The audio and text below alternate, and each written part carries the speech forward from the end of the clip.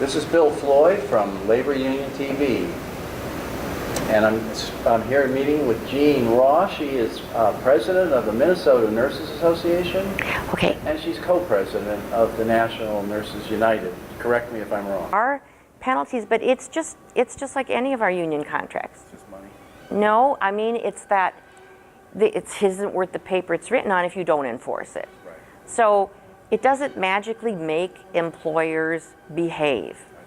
We have to hold them to it. And sad to say... You say have to hold it, you mean taking action? Oh, yeah. All right, well say that, because other unions don't take action. Well, we'll do the legal things too. We'll file grievances, we'll go to arbitration, but you don't stop right there. While you're doing that, you make hell on the streets and you let people know what's going on inside there, because it isn't safe for them. If we say it's not safe, it's not safe. Our feeling at Labor Union TV is, through study of history, that the real respect unions have is their last strike. Yeah. That the employers play around with, oh, they're doing this, or they're not educating their members, or they're talking this way, or they're... But it all comes down to, are they scared of a strike? And if they're not scared of a strike, then they treat the workers terribly. And that's what's been happening in the last 40 years. Well, we find that, you know, a strike is still probably the most effective weapon we've got. That's true of all unions, but... Nobody else thinks that way? Well, maybe not enough of us right now. The postal workers are a private corporation. They haven't had a strike since 1970. And they've been taken advantage of a lot lately. That insurance thing that they had to pay off early, and so 75 years into the so future. The Republicans say, "Oh, you're losing $5 billion a year." Yeah, to the insurance scam that the Republicans said. Exactly. It's paid off now, by the way. Well, you know, a strike we always talk as it's the be-all and end-all. Like the worst thing that could happen to you is termination if you're an employee. Well, the worst thing that can happen to you as an employer probably is a strike. But beyond that, there are things we do up to that. And they don't like us out on the sidewalk doing informational picketing either. Right. They don't like us talking to the press about what's really going on inside. Right. So there are a number of things we can do that You're great about that. You're great. Well, we try hard. You do good. Well, it's an example. What we want to do is show other people so that WW didn't have a hammer. Mm-hmm. You just walk out. You don't need the permission to walk out. The law saying you can walk out. What are they going to do? What are they going to put you in jail?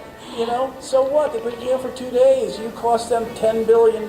Forget about it. They're not going to put you in jail. Do they put the longshoremen in jail for the strike in 2008 against the war in Iraq? No. No. They fined them a little bit and then they reduced it. It was only a little slap on the wrist. Why? Right. Because they import Walmart, $1.5 billion every year. And at the time, Goldman Sachs owned the port. Did you know that? Yes. They lost $1.5 billion too. So they cost them $3 billion and paid a fine of $300,000. They do understand money. Yes. They do. Right. But even that nowadays is, I think they have a long... well, that's what the teachers did recently. Yes. Those were wildcat strikes. Yes. Yes. Well, It's about time. The point is, what's an officially sanctioned strike? I mean, a wildcat is an unsanctioned strike, but that's because somebody got killed, somebody got injured, something terrible happened. That's why they wildcat. They don't wildcat because they need a little bit more money. No, for us it's usually not ever about the money. Sure. It's a part of it, and I would always tell our members, don't ever be afraid to ask for what you need, and that includes money. But it's just as we would say, it's enough nurses to take care of patients, those teachers were saying. It's enough of us to take care of those students and enough money for that school system because our students are getting short shrift. So I really admire what they did. Yes. Yes. But there are certain professions where the computer has so replaced the work that when the workers take a walk, the management can keep the business going. And so the old assembly line idea that when you leave, the machines stop, and so you stop the profit thing, does not work in a lot of computerized industry. You have to stay in and ask the foreman to leave, and then turn off the machines. Now. Yes, I would say it's just a start. We really have to organize this so that we're all working together, which is, I assume, what you're talking about with the sectors. Well, that takes a lot of talk. I personally feel that the nurses are the voice of the labor movement. Okay. They're the talkers. They talk all day. Yeah. but they don't have the great politics, always. But the nurses do. I would say, this is my opinion, if you look at what's happened to us, to labor in this country, that really, when things started really going bad, going south, it was with the PATCO strike. It was with, yes, exactly. And I think that the decision to kind of hunker down and protect what you've got, to kind of see us through as unions, was what has crippled us for decades. And I don't know why we tend to be a little different, but it didn't make sense, it doesn't still, for us to hunker down and protect what we've got. It makes sense to go out there and do something proactive to fight. PATCO represented the aristocracy of labor. They were getting paid $150 an hour.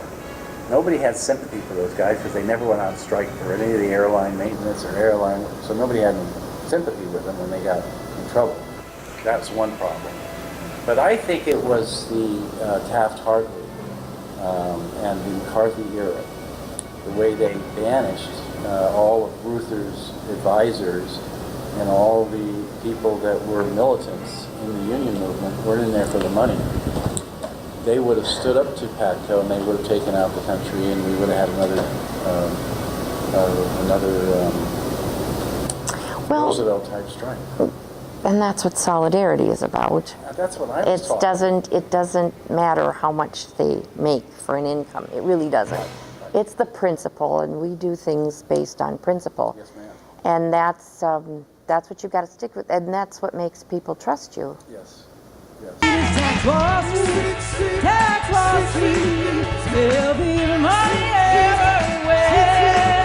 There'll be teachers teaching and nurses healing, texting Wall Street.